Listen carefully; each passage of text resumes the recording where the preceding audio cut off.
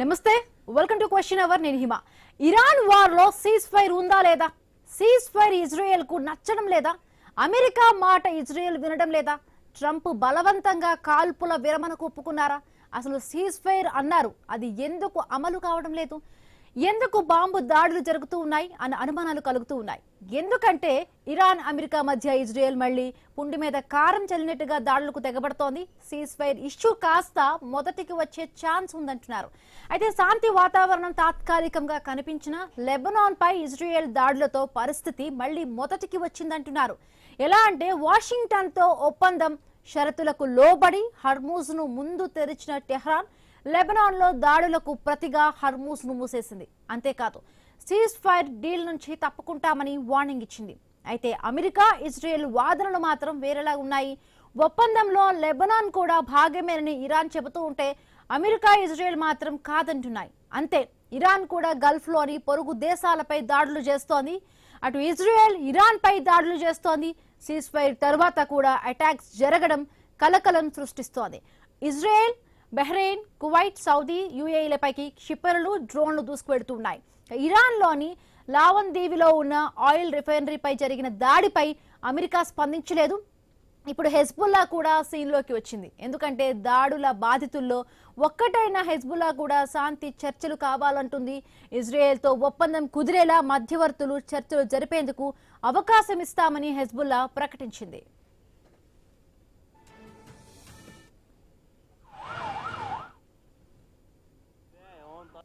We don't see Pakistan as a credible player. I think that the United States has decided to use the services of the facilitation of Pakistan for their own reasons. We have seen in the past how the United States has managed to take problematic states like Qatar and Turkey and use them for the benefit of achieving an agreement with Hamas. So maybe they will use the facilitation services of Pakistan to bring in the serve of diplomacy this time. It's their decision. For us, it is very important to stay in sync with the United States when it comes to the substance and the essence of the outcome we want to see.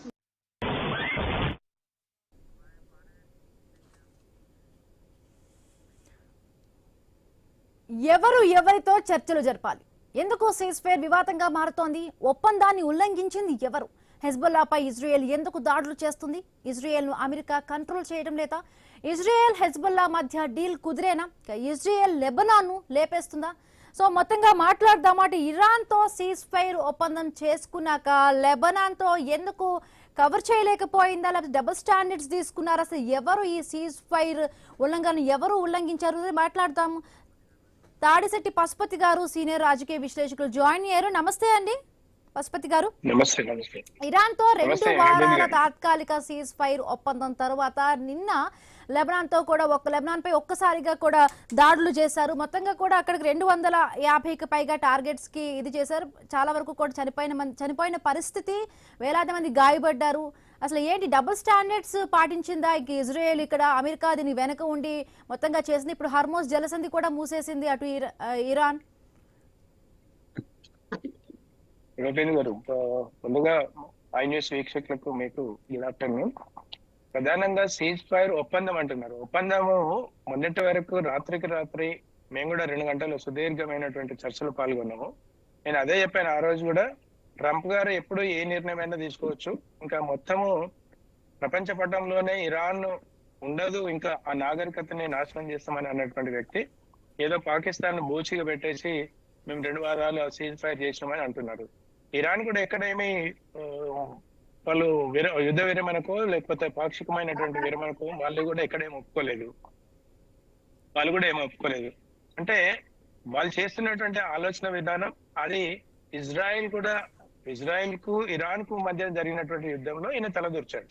Israel కూడా ఎక్కడ అనట్లేదు కదా, అంటే మేము యుద్ధాన్ని ఆపేస్తామనో లేకపోతే మేము దాడులు ఆపేస్తామనో ఇజ్రాయెల్ అనలేదు.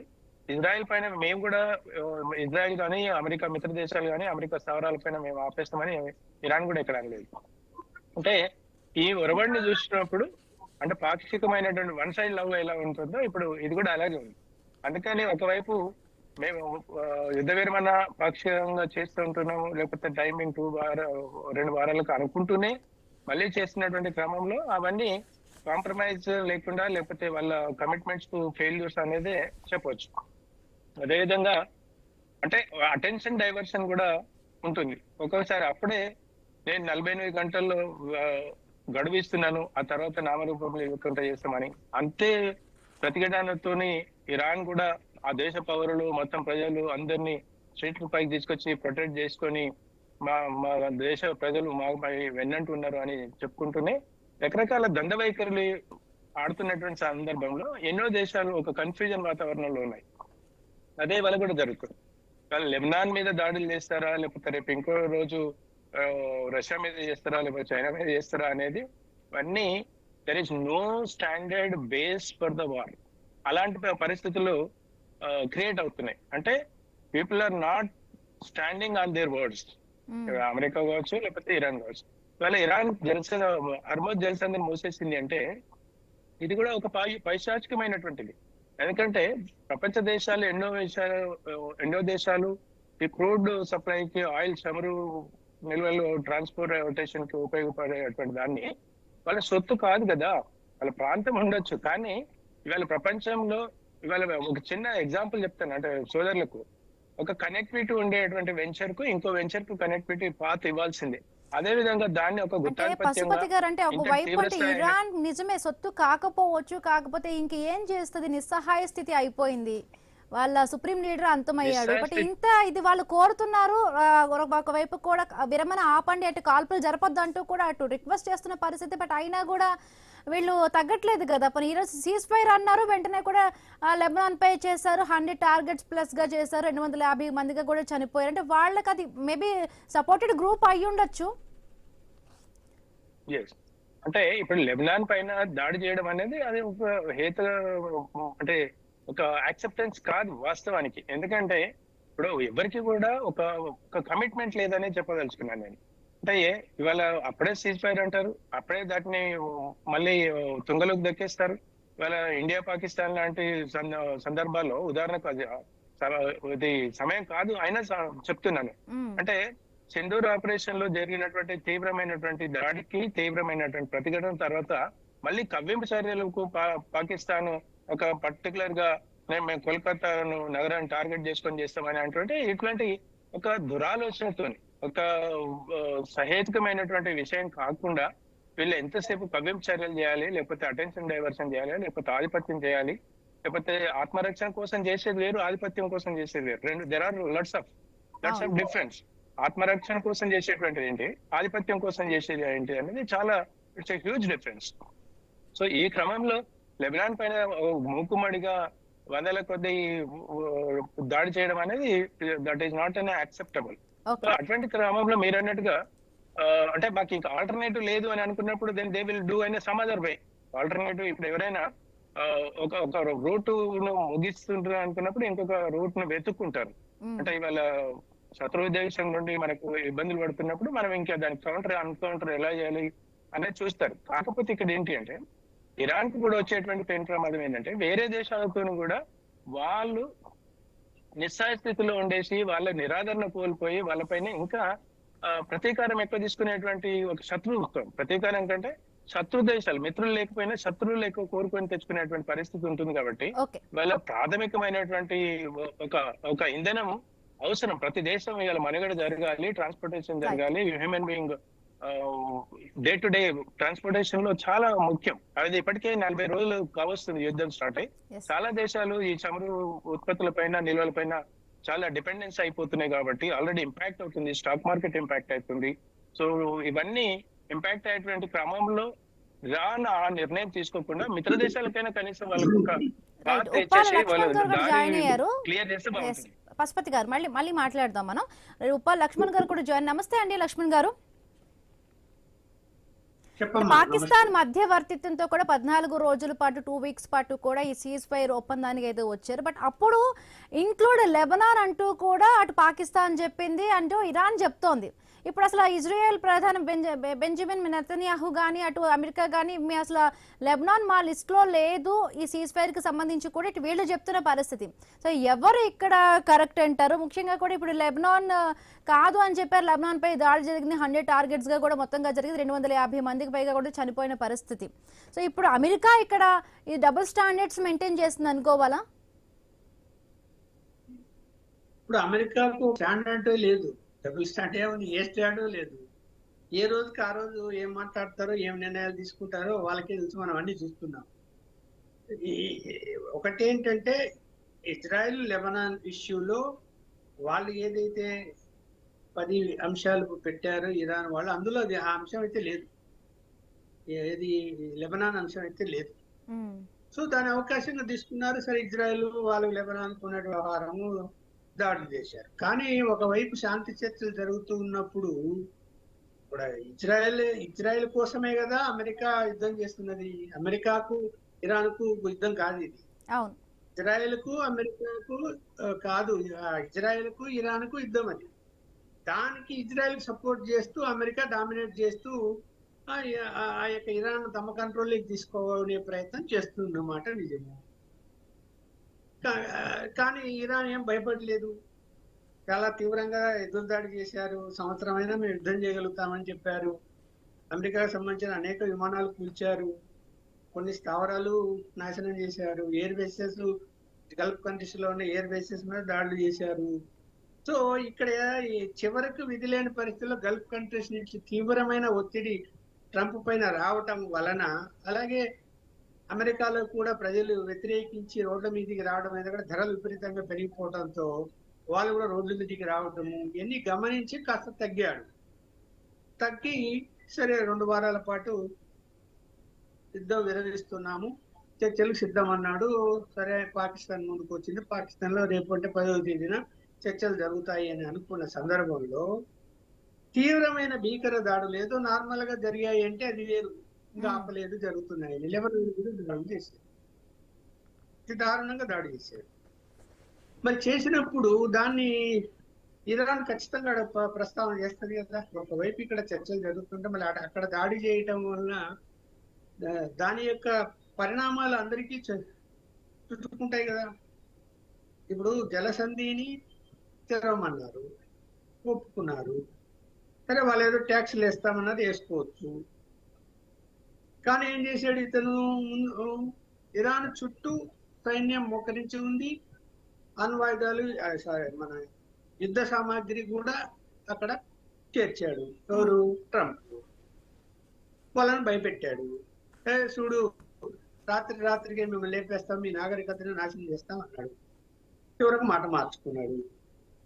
ఇక ఇలాంటి పరిస్థితుల్లో ఇప్పుడు ఈ రోజు కూడా ఏం చెప్తున్నాడు, మళ్ళీ లెబనాన్ విషయం మాకు సంబంధం లేదు, మీరు మళ్ళీ జలసంధి మూసేస్తే మళ్ళీ యుద్ధం తప్పదు అని మాట. సరే, అంటే ఇక్కడ హెజ్బుల్లా కూడా అంటే ఇరాన్ మద్దతుదారు గ్రూప్ కాబట్టి ఇప్పుడు లెబనాన్ మనం సపరేట్ గా చూడాలంటారా, లేకపోతే మద్దతు ఇస్తున్న గ్రూప్ కదా కాబట్టి అసలు ఎందుకు ఇప్పుడు ఈ యుద్ధం చేయటం కూడా, బాంబులు నిన్న వేయటం కూడా సో ఎంతవరకు కరెక్ట్ అంటారు? ఇప్పుడు వాళ్ళు సీజ్ ఫైర్ లో అంటే ఏదైతే కూడా 10 పాయింట్లు పెట్టారో, ప్రతిపాదించారో, ఆ 10 పాయింట్లో కూడా లేకపోయి ఉండొచ్చు.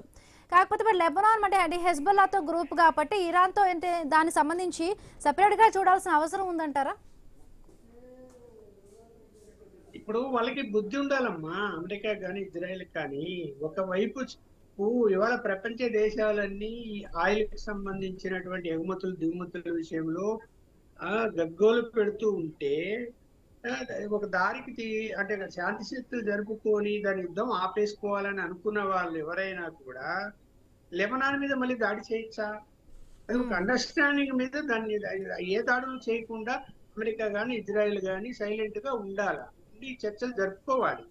ఇవన్నీ వదిలేసి ఏమైపోయింది, వాళ్ళు మళ్ళీ లేని సమస్యను మళ్ళీ తీసుకొచ్చి ఇప్పుడు ఇరాన్ ఏమంటున్నది, నేను మూసేస్తున్నాను మా జలసంధి అంటారు వాళ్ళు. మరి అన్నప్పుడు ఇక్కడ మళ్ళీ దాని మీద మళ్ళీ ఏం మాట్లాడుతున్నాడు, మళ్ళీ మీ సంగతి చూస్తా అంటున్నాడు ట్రంప్. ఏంటి ఇది చెప్పండి? ఇక్కడ గల్ఫ్ కంట్రీస్ తీవ్ర ఆందోళనలో ఉన్నాయి. ఇవాళ మ్మ్. వాళ్ళ యొక్క ఎగుమతులన్నీ ఆగిపోయి ఉన్నాయి. వాళ్ళకి దాని మీదనే ఆ దేశాలు బతుకుతున్నాయి. దాని మీదనే ఆ దేశాల యొక్క ఆర్థిక వ్యవస్థ ఆధారపడి ఉంది. అందుకని ఒత్తిడి చేసే అమెరికా మీద ఎస్ చేసినప్పుడు మరి ఇజ్రాయెల్ కంట్రోల్ పెట్టుకోవాల్సిన బాధ్యత ఏమిటి? ఇజ్రాయెల్ పూర్తిగా నువ్వు సపోర్ట్ చేస్తున్నావు కదా ట్రంప్. చేస్తున్నప్పుడు నీకు తెలియకుండానే, నీ కంట్రోల్లో లేకుండానే వాళ్ళు మళ్ళీ లెబనాన్ మీద దాడి చేస్తారా? మ్మ్. ఆ దాడిని ఖండించడం లేదు, మళ్ళీ సమర్థిస్తున్నాడు. దానికి దీనికి సంబంధం లేదంటే వరదను మళ్ళీ దాడి చేయకుండా దాన్ని ఆపాలి కదా.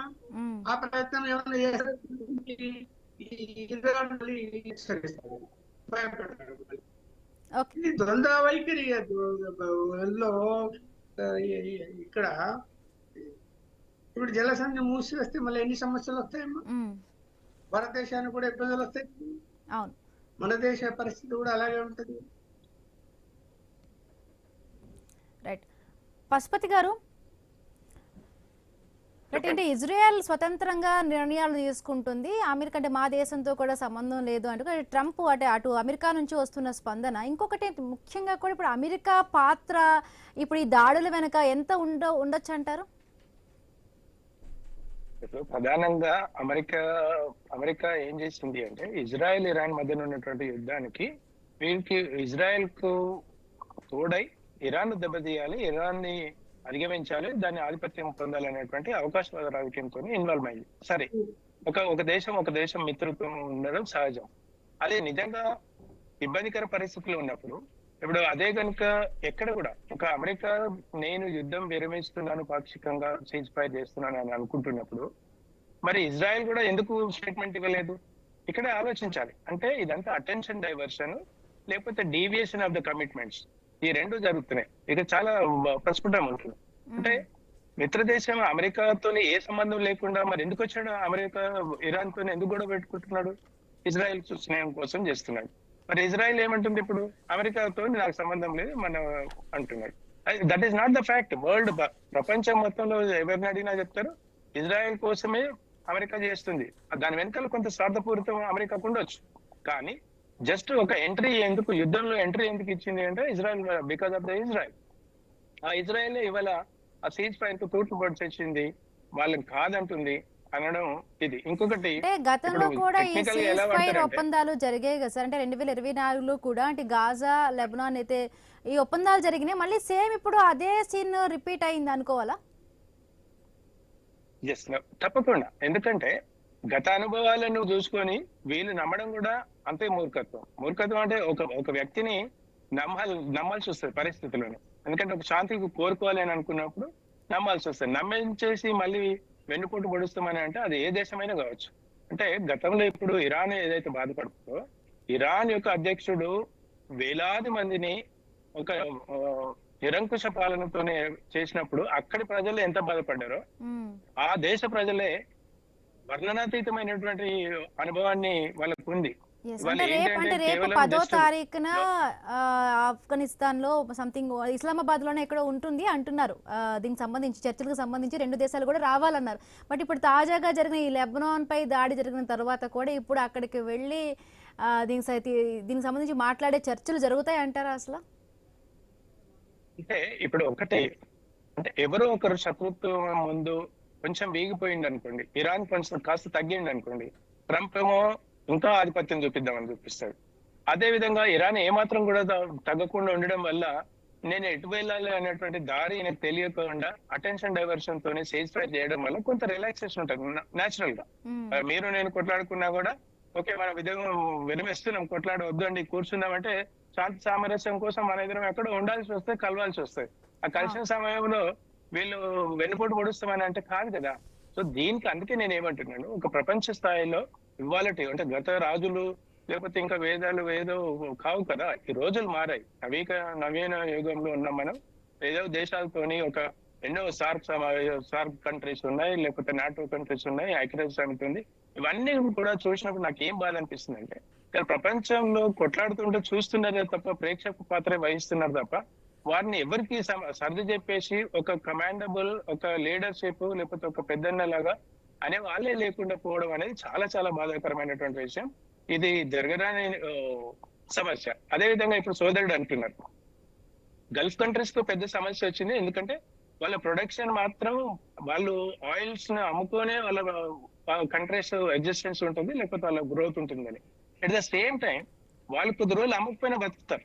కానీ వేరే దేశాలు ఏదైతే ఉన్నాయో ప్రపంచంలో 25-28% ఆ హర్మూజ్ జలసంధి నుండి రావాల్సినటువంటి ట్రాన్స్పోర్టేషన్ యూసేజ్ వల్ల ఇవాళ భారతదేశమే కావచ్చు, లేకపోతే వేరే దేశాలు కావచ్చు, 43-44 దేశాలకు ఒక ఇంపాక్ట్ అంటుంది. అది చాలా మానవ మనుగడకు ఎంతైతే డే టు డే ఇంపార్టెంటో, అది మీరు గ్యాస్ రూపమే కావచ్చు, పెట్రోల్ ఫ్యూయల్ రూపంలో కావచ్చు, ఇవాళ ఆర్థికంగా మొత్తం ఒక్కసారి వరల్డ్ షేక్ అయ్యేటువంటి పరిస్థితి ఉన్నది. దాన్ని షేక్ చేయాలి, దీన్ని అడ్డం పెట్టుకొని హర్మూజ్ జలసంధిని పెట్టుకొని అమెరికా ఇజ్రాయెల్ మెడల్ వంచాలనేది ఇరాన్ ఆలోచన.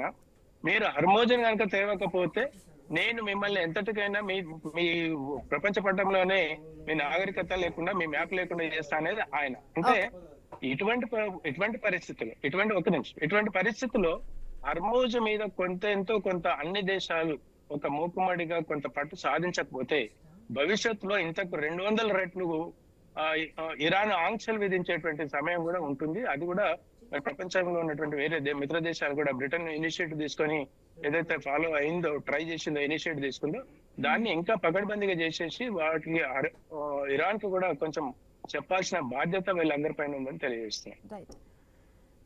ఉప్పల్ లక్ష్మణ్ గారు, అంటే రేపు జరగబోతాయి అనుకున్నాము, దీనికి సంబంధించి కూడా ఈ మీటింగ్ జరగబోతుంది, తాత్కాలికంగా సీజ్ ఫైర్ ఉండి శాశ్వతంగా దీనికి ఒక ఫుల్ స్టాప్ పడుతుందా యుద్ధానికి అనుకున్నాం. బట్ సడన్ గా ఈ లెబనాన్ పై దాడి, ఇప్పుడు అమెరికా మధ్యవర్తిత్వం ఇక్కడ పనిచేయనట్టుగా, పాకిస్తాన్ మధ్యవర్తిత్వం ఇక్కడ పనిచేయనట్టుగా కూడా కనిపిస్తోంది. సో రేపు ఒకవేళ ఈ 3 దేశాలు కూడా మొత్తంగా మరి మీటింగ్ కి వెళ్తాయా వెళ్ళవా? ఇంకొకటి హర్మూజ్ జలసంధి ఇప్పుడు మూసేశారు కాబట్టి ఇంకా ఏ దేశం మొత్తంగా ముందుకు వచ్చి మధ్యవర్తిత్వం చేసి మొత్తంగా ఈ సమస్యకు ఒక పరిష్కారం దిశగా కూడా ఎవరు వస్తే కరెక్ట్, ఎప్పుడు దీనికి ఒక ఫుల్ స్టాప్ పడే అవకాశం ఉందంటారు?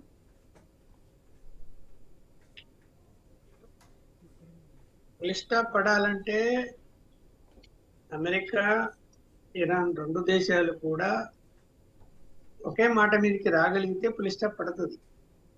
ఇప్పుడు మనకు సమస్య ఏంటంటే మెయిన్ ట్రంప్తో అతని ఆలోచన విధానాలు ఎలా మారిపోతున్నాయో రోజువారీగా మనం చూస్తున్నాం. అయితే ఇప్పుడు ఉన్నటువంటి పరిస్థితుల్లో అతనికి ఒత్తిడి ఉంది కాబట్టి దీన్ని ఎక్కువ కాలం కొనసాగించడానికి అతనికి ఇంకా ఇష్టం లేదని నేను అనుకుంటున్నాను. ఎందుకంటే ఎందుకు ఇష్టం లేదంటే ఇబ్బందులు పడతాను. ఇప్పుడు ఇరాన్ కూడా ఊరుకోదు కదా, బరి తెగించినప్పుడు మనం ఏమంటాం, ఢిల్లీ కూడా దాన్ని దాడి చేస్తే ఎదురు తిరుగుతుంది అంటాం కదా. అలా ఇరాన్ సంవత్సరమైనా మేము యుద్ధం చేయగలం అన్నప్పుడు వాళ్ళ దగ్గర ఇంకా ఎన్ని అణ్వాయుధాలు ఉన్నాయో మనకు తెలియదు కదా. సో వాళ్ళు అమెరికాను మీద ఇప్పటికే అమెరికాకు సంబంధించినటువంటి ఎయిర్ బేస్లన్నీ నాశనం చేశారు. ఇలాంటి పరిస్థితుల్లో ఇంకా అమెరికా కూడా టార్గెట్ చేసుకునేటువంటి పరిస్థితి వచ్చింది అనుకోండి, అప్పుడేంటి? ఇందువలన వాళ్ళకి భయం వాళ్ళకు ఉంది, అలాగే ఇరాన్ కూడా బలహీన పడిపోయింది. వాళ్ళకు ఉన్నటువంటి ఆయుధ సంపద తరిగిపోతూ ఉన్నది. తర్వాత సైన్యం చనిపోయారు చాలా మంది. తర్వాత ఆర్థికమైన ఇబ్బందులు వచ్చాయి, ధరలన్నీ అక్కడ కూడా పెరిగిపోయాయి, ప్రజలు ఆహాకారాలు పెడుతున్నారు, అక్కడ ఎప్పుడు ఏం జరుగుతుందో తెలియదు అని చెప్పి. సో వాళ్ళు కూడా తగ్గారు. తగ్గినప్పుడు తను కూర్చొని మాట్లాడుకుంటే అక్కడికి అయిపోయే దాన్ని మళ్ళీ ఇప్పుడు అనవసరంగా 2 రోజులు ఆగితే ఏమవుతుందమ్మా? ఇప్పుడు ఇజ్రాయిల్ లెబనాన్ మీద దాడి ఏమి తొందరని దాడి చేశారు వాళ్ళు. ఇప్పుడు అది కావాలని చేశారని అనిపిస్తుంది నాకైతే. దీన్ని పాడు చేయాలని చెప్పి అనుకుంటున్నారా? అంటే ఈ యొక్క పాకిస్తాన్ ఏర్పాటు చేసినటువంటి సమావేశాన్ని జరగాలనే జరగకూడదని ఉద్దేశం. జరుగుతుందో లేదో తెలియదు. పాకిస్తాన్ కు ఆ శక్తి, ఆ యుక్తి, ఆ సామర్థ్యం లేదు. కానీ అంటే ఒక భారత్ కు పక్కకు ఎప్పుడు ఒక మనశ్శాంతి లేకుండా చేసేటువంటి క్రమంలో ఈ ట్రంప్ చేస్తున్నటువంటి అది కూడా ఒక గేమ్. ఎందుకంటే భారతదేశం ఒక పెద్ద ఆయిల్ యూసేజ్ లో చైనా తర్వాత హైయెస్ట్ ఉన్నటువంటి పాపులేషన్ మనది. మన పాపులేషన్ లో ఆయిల్ అనేది చాలా ప్రధానమైనటువంటి యూసేజ్ ఉంటుంది. దీనికి పక్కకు దేనికి వాడి దేశంలో వాడి శాంతి భద్రతలు లేవు, వాడికి ప్రజల పాలన లేదు. అలాంటి వాడిని తీసుకొచ్చేసి ప్రపంచ పటంలో ఉన్నటువంటి ఇరాన్ కు అమెరికాకు మధ్యన ఆయన ఏదో సంధి కుదురుస్తాడు, ఆయన ఏదో మీడియేటర్షిప్ తీసుకుంటాడని అనుకోవడం అది మూర్ఖత్వం. రైట్ గతంలో కూడా ఇరాన్ మూకుబడిగా చెప్పేసింది, బాబు we are not going to entertain you అని. అటువంటి పరిస్థితుల్లో ట్రంప్ పాకిస్తాన్ చెప్పింది కాబట్టి నేను సీజ్ ఫైర్ చేశాను, మానవీయ కోణంతో ఆలోచిస్తున్నాను అంటే పాకిస్తాన్ అవకాశవాద రాజకీయం చేస్తుంది. ఎందుకంటే నాకు పక్కకు మిత్రత్వం అంటే నేను వాళ్ళ కొట్లాటలో నేను సంధి కుదిర్చే స్థాయిలో నేను ఉన్నాను, అంతటి నాకు అమెరికా నాకు అంత మిత్రత్వము అని చెప్పేవాళ్ళనేటువంటి ప్రయత్నం పాకిస్తాన్ చేస్తుంది. భారతదేశం పక్కకు ఉన్నటువంటి ఎప్పుడు కూడా ఒక కన్ను మీద మనశ్శాంతి లేకుండా చేయాలనేటువంటి కుట్ర అమెరికా కూడా దాన్ని ఎంకరేజ్ చేస్తుంది. Right, thank you so much అండి తాడిశెట్టి పశుపతి గారు, ఉప్పల్ లక్ష్మణ్ గారు డ్రైవ్ లో పాల్గొన్నందుకు. సో చూసారు కదా, ఇది ఇవాల్టి question hour. Keep watching iNews. మీతోనే మీ